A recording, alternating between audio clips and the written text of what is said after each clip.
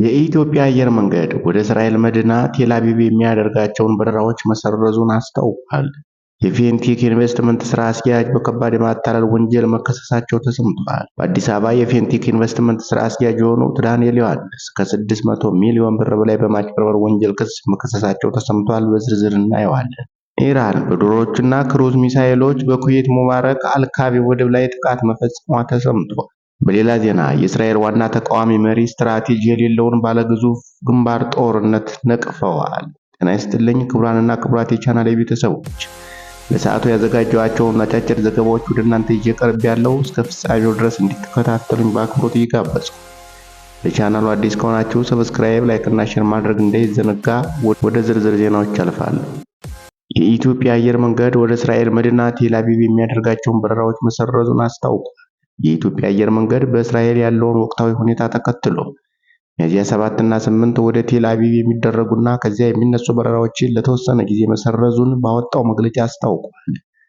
በዚህም መሰረት የበረራ ቁጥር ኢቲ 404፣ 414፣ 418 እና 419 እስከ ሚያዝያ 7 ቀን 2018 ድረስ እንዲሁም የበረራ ቁጥር ኢቲ 405 እና 415 እስከ ሚያዝያ 8 ቀን 2018 ዓ.ም ድረስ እንዳይበሩ መወሰኑ ተገልጿል።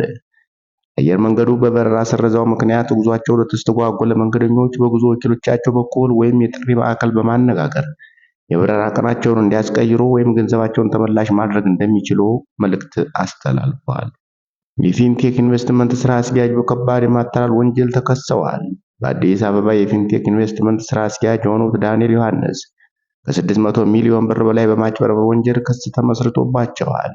አቃቤ ሕግ እንደገለጸው ተከሳሹ ሄሎ ታክሲና ፊንቴክ ኢንቨስትመንት የተባሉ ድርጅቶችን በመጠቀም የኤሌክትሪክ ተሽከርካሪዎችን በዱቤ እናስረክባለን የሚል አሳሳች ማስታወቂያ በታዋቂ ግለሰቦችና ማህበራዊ ሚዲያዎች አስነግረዋል።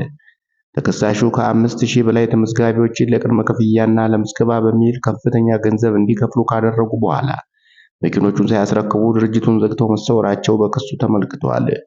ድርጊቱ የ1996 ዓመተ ምህረት የወንጀል ሕግንና የኮምፒውተር ወንጀል አዋጅን የጣሰ መሆኑንም ተገልጿል። በተጨማሪም ተከሳሹ ቀደም ሲል በኢንተርፖል ከተያዘ ግብረ አበር ጋር በመሆን የውሸት ርክክብ ቪዲዮዎችን በማሳየትና መኪናዎችን በማጓጓዝ ላይ ናቸው የሚል ሐሰተኛ መረጃ በማሰራጨት 19 ተደራራቢ ወንጀሎችን መፈጸማቸው ተጠቅሷል።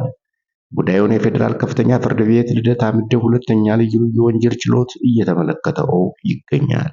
ኢራን በድሮኖችና ክሩዝ ሚሳኤሎች በኩዌት ሙባረክ አልካቢ ወደብ ላይ ጥቃት መፈጸሟ ተሰምቷል።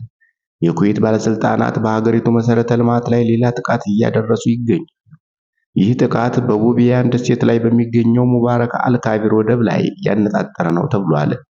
የኩዌት የህዝብ ሥራ ሚኒስቴር እንደገለጸው የወደብ መሰረተ ልማት በጠላት ድሮኖችና የክሩዝ ሚሳኤሎች ጥቃት ደርሶበታል። በንብረት ላይ ጉዳት መድረሱንም በማንሳት በሰው ህይወት ላይ የደረሰ ጉዳት የለም ብሏል። የተለየ ጥቃት በኩዌት ሸዋክ ወደብ ላይ ያነጣጠረ ሲሆን በንብረት ላይ ጉዳት አድርሷል ሲል ባለስልጣናቱ ገልጸዋል።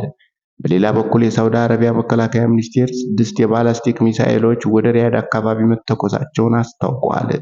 የአየር መከላከያዎች ከተተኮሱት ሚሳኤሎች ሁለቱን ሲመቱ 4ቱ ደግሞ ሰው አልባ በሆኑ አካባቢዎች ወይም በባህረ ሰላጤው ባህር ላይ መውደቃቸውን ሚኒስትሩ አክሎ ገልጿል። የእስራኤል ዋና ተቃዋሚ መሪ ስትራቴጂ የሌለውን ባለግዙፍ ግንባር ጦርነት ነቅፈዋል። የእስራኤል ዋና ተቃዋሚ መሪ ያኢር ላፒድ ከኢራንና በሊባኖስ ከሚገኘው ሄዝቦላ ጋር እየተካሄደ ያለው ጦርነት እጅግ ከፍተኛ ዋጋ እያስከፈለ መሆኑን ያስጠነቀቁ ሲሆን መንግስትንም ሀገሪቱን ወደ የደህንነት አደጋ እያመራት ነው ሲሉ ከሰዋል። ላፒድ ሐሙስ ዕለት ምሽት ላይ በቪዲዮ ባስተላለፉት መልእክታቸው የሀገሪቱ ጦር እስከ ጥጋጥጉና ከዚያም በላይ ተወጥሯል ብለዋል። ይህም በአንድ ቀን በፊት የጦር አዛዡ ኢያል ዛሚር በጸጥታ ካቢኔ ስብሰባ ላይ ተናግረውት ወደ ውጭ በወጣው ማስጠንቀቂያ ላይ የተሰነዘረውን ሐሳብ የሚያስተጋባ ነው። በእስራኤል ፖለቲካ ውስጥ ለዘብተኛ አቋም እንዳላቸው የሚታወቁት ላፒድ መንግስት ሰራዊቱን ያለምንም ስትራቴጂ፣ ያለበቂ ዝግጅትና በጣም ጥቂት ወታደሮችን ይዞ ወደ ባለብዙ ግንባር ጦር እየላከ ነው ብለዋል። ላፒድ እስራኤል በጋዛ፣ በኢራን፣ በሊባኖስና በሌሎችም ቦታዎች የምታካሄደውን ወታደራዊ ዘመቻ ቢደግፉም መንግስት ጦርነቱን የሚመራበትን መንገድ ግን በተደጋጋሚ ሲተቹ ቆይተዋል። ክቡራንና ክቡራት የቻናሌ ቤተሰቦች ለሰዓቱ ያዘጋጀኋቸው አጫጭር ዘገባዎች የተከታተላችኋቸውን ይመስሉ ነበር። አብራችሁኝ ስለቆያችሁ ከልብ እያመሰገንኩ ለቻናሉ አዲስ ከሆናችሁ ሰብስክራይብ፣ ላይክ እና ሼር ማድረግም እንዳይዘነጋ። መልካም ቀን ይሁንላችሁ።